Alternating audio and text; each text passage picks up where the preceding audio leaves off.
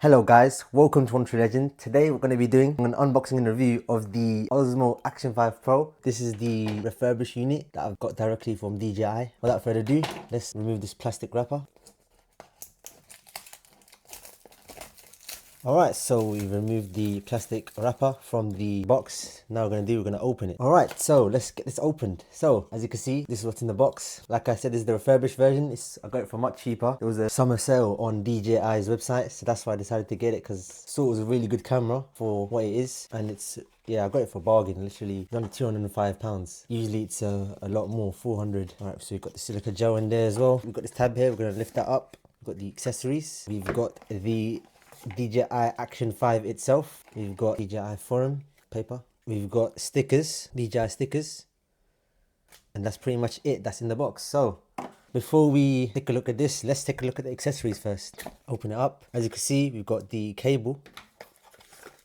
We've got the protective cage for the camera. And we've got a quick start guide.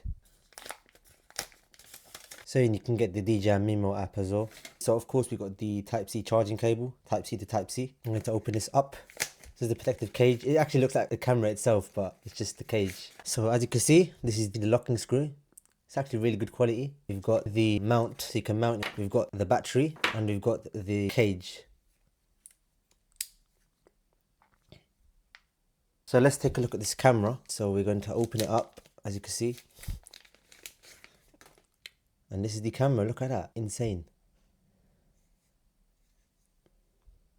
So obviously this is refurbished, it pretty much looks brand new, actually insane. Let's take a look at this mounting equipment. So as you can see, we've got, I'm not sure what this is for, I think that's to get a grip on something, but I'm not sure exactly what. Then we've got, so you can put it on various things. We've got the locking screw so you can put it in. And this is magnetic, so as you can see, maybe I'll put it on this side. So as you can see, it goes on here. And look, it goes on magnetically, really, really strong. And to take it off, I think you do this.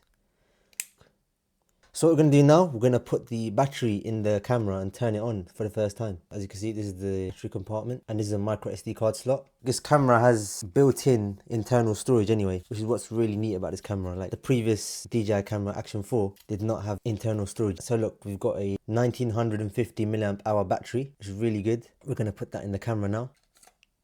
So that goes in like this. Close it up. Let's see the other side.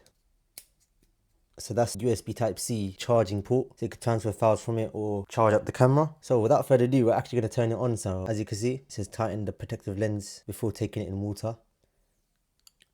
And here we go, we've got the actual camera. So without further ado, we're going to turn it on. I'll press this button over here. So it takes us through the language, really loud, good speaker. And now it's telling us to download the Mimo app. I don't have any device to pair it up with because I'm recording with this. So what I'm going to do, I'm going to get another device.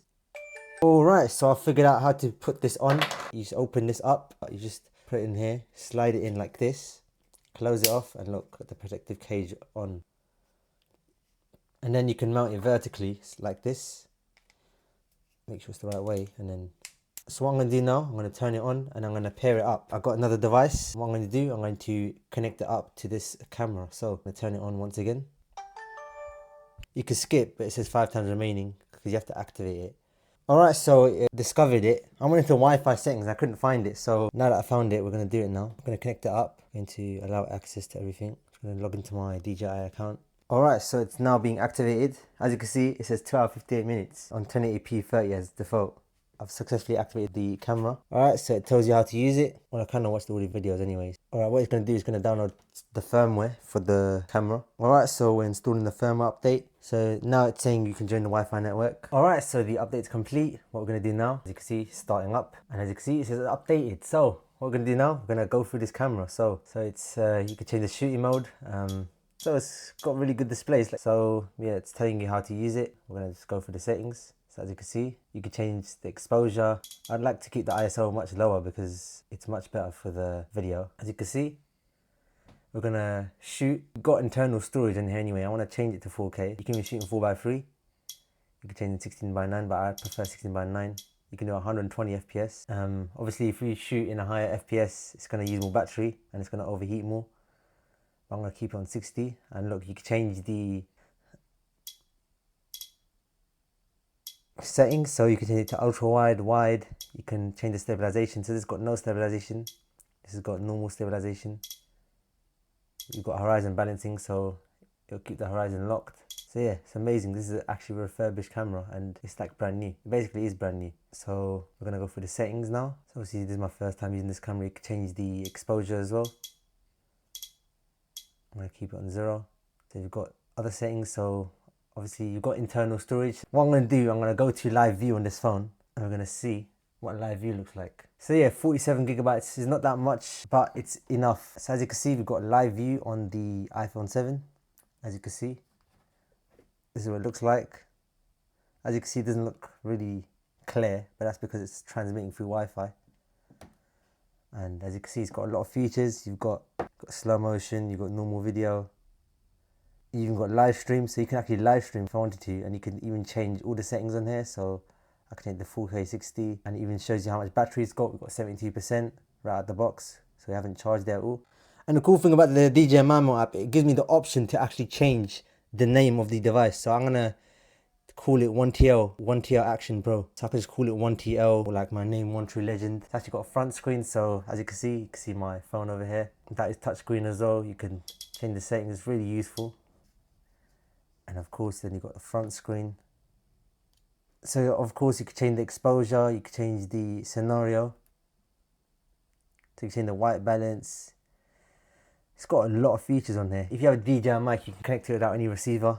So you even got super night mode, so when it's dark, it shoots better in low light. We're going to be trying that as well. I'm going to be going out and doing various tests with this camera. So you even got time-lapse mode, so you could shoot time-lapses. So you can do like a custom one, so like with crowds, sunset. You can even do hyperlapse. I want to change the resolution to 4K. I think 4K is amazing. You can even change the format from video to JPEG or JPEG RAW, so you can shoot in RAW. So as you can see, you can put it in custom, and when you put it in custom, you can change it to various modes. So you can shoot for infinity, you can change the interval, you can even set the exposure. So if you wanna make it low ISO, if you make it low ISO, apparently that's a lot better because high ISO makes grainy footage. You can even shoot in manual. So as you can see, you could shoot in 100 ISO, which is the lowest you can go. You can change the shutter speed all the way up to. That's what's amazing about this camera. So yeah, for now, we're just going to focus on video mode. I'm going to do various videos as well on doing various time lapses on this camera. So I still need to get used to using this camera, even though I watched tutorials about it. Let's go through the menu. So you can go through different shooting modes. There's actually a lot to go through on here. You can even change the brightness. So if you want to save battery. You even got voice control, you've got always on display. You even got the style, you can change the style, so you can make it and just indicate a highlight. You even got USB mode. There's actually so much to go through on here. I wonder if you could change the, so you can even choose the bit rate. So if you want to shoot in high bit rate, you can do that as well. If you want a higher quality, you can change the naming management. So this is AO1. You can stream using the Mimo app. Got storage settings. Got date and time, device info.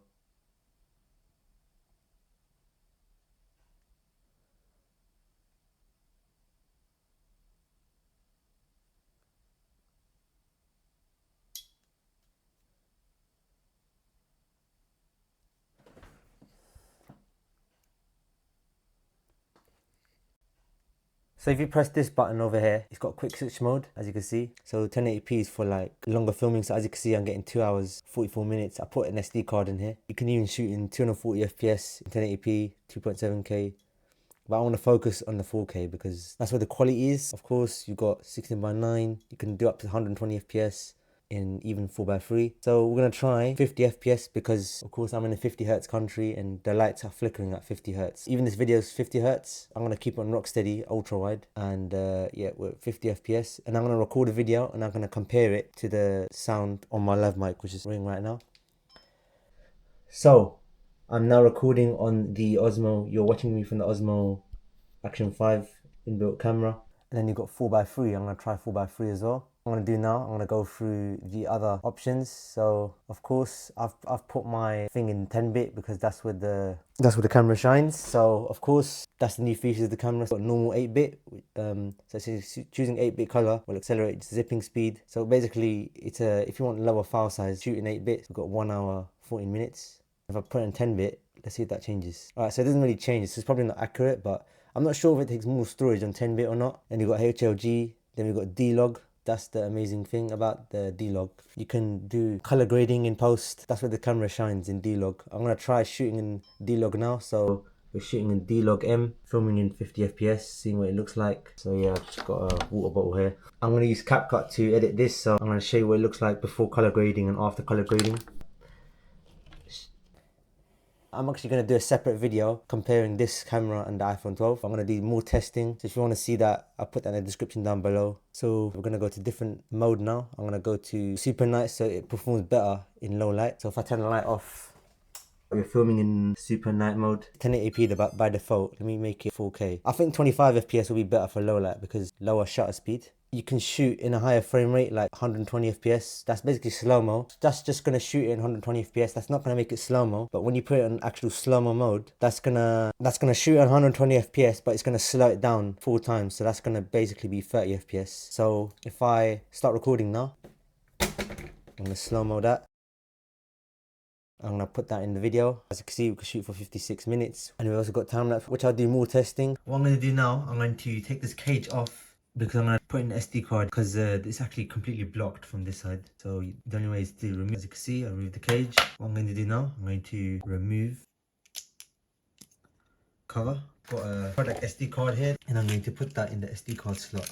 So this is a Kodak SD card. I'm going to put that in the SD card slot of this camera. So what I'm going to do, I'm going to turn this camera back on. To switch storage to SD card, we're going to confirm that. So we should be filming directly to the SD card. Alright, so now we're filming directly to the SD card. Even when using the SD card, I'm not sure of the bit rate because the SD card is 90 megabits per second and the bit rate's a bit higher. Hopefully it shouldn't be a problem with the recording, but it should be fine. And if you go into playback, you only see this file. Switch between the SD card and internal storage. You can even turn the sound on. Should not be a problem. We're gonna be and another thing I noticed, the speaker's actually really good on this. Another thing I'm going to try, I'm going to actually plug in my lav mic, USB Type-C lav mic into this camera and see if we can pick it up. But before we do that, I'm going to show you my SD card. As you can see, internal 47 gigabytes, SD card 60 gigabytes. You can format the SD card and internal storage. What I'm going to do now, I'm going to plug in my lav mic into this camera. Alright, so we're going to plug in the lav mic. So as you can see, this is the USB Type-C port. So of course, we can't plug this in here. Luckily, I've got the extender, so I can just plug it in here. Plug it directly in here. Will it power on? Let's see. Okay, so we actually get power. Let's see what it says on here. Look, as you can see, I've connected my lav mic on this. I don't even need the DJI mic. I could just use my newer lav mic, but the only problem is it's going to be sticking out like this. So I'm going to start recording, and now I'm connected my lav mic receiver directly into the Osmo Action. So I'm using my lav mic, non-DJI lav mic on here. So if you don't have a DJI mic, you've got a different mic, you can just plug it in. Obviously, the only downside to this is that now that's going to be sticking out, and yeah, that is the only issue. But other than that, it's good to know that it actually works. A lav mic actually works connected via the USB-C port. Alright, so what I'm going to do now, I'm going to see how fast charging is with this camera. So what I'm going to do, I'm going to plug it in. I've got this USB Type-C tester over here. So we're going to test the speed of charging. So what I'm going to do, I'm going to plug it in here, and I'm going to plug it in. I'm going to plug in the USB tester over here, plug in the extender, and then we're going to charge it. So we are charging now, 63, and let's see at what speed we're charging. We are charging at 22 watts. So fast charging is actually 22 watts, which is quite fast for charging. So you can charge it really fast, which is really good, but obviously I don't recommend fast charging if you don't need it. If you're in a hurry, obviously, then yeah, do fast charging, but if you're not really in a hurry, then you don't need to do fast charge. If you want to fast charge all the time, then yeah, it's your choice. But as you can see, we are at 64% right now. 65, look how fast it's charging. If you've got a laptop charger lying around, you can use it, or just any fast charger. It's really fast, we're at 66%. So I'm going to do, I'm going to unplug it now. We've got this wrapper to remove. Let's remove it.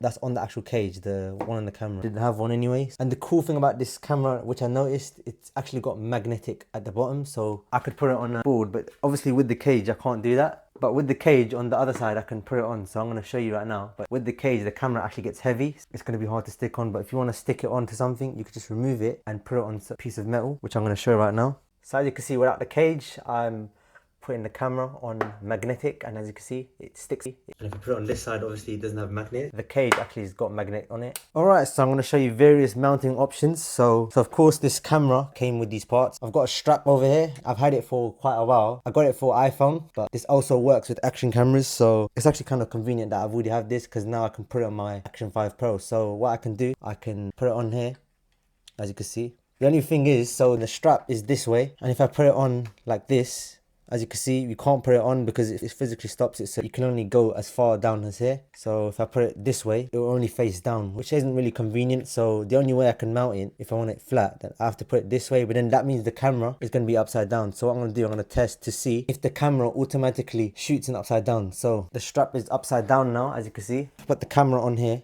magnetically put it on. As you can see, it's upside down.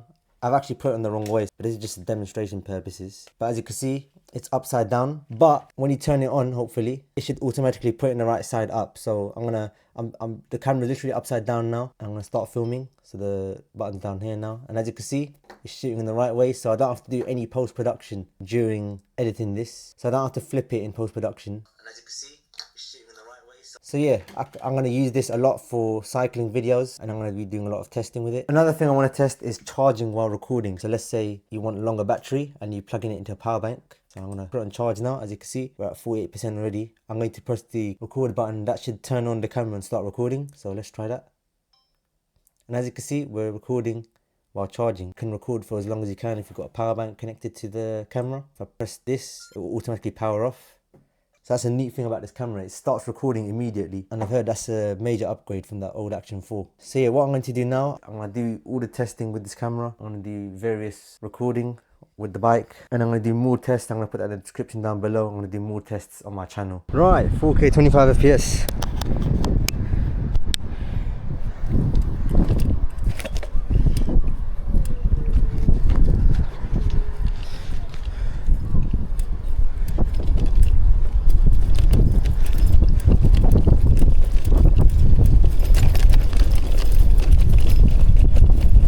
Right, we're on 50 FPS, ultra wide, rock steady enabled.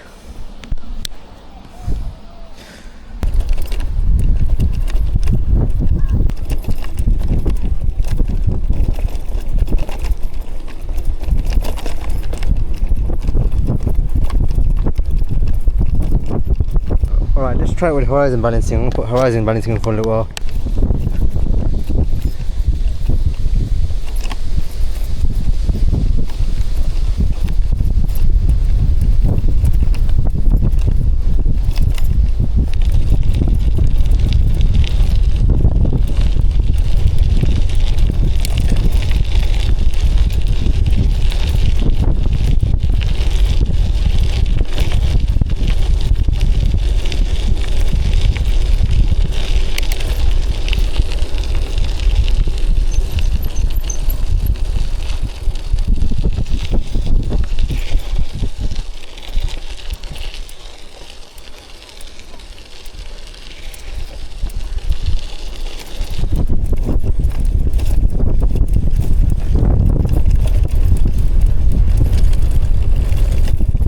So windy today.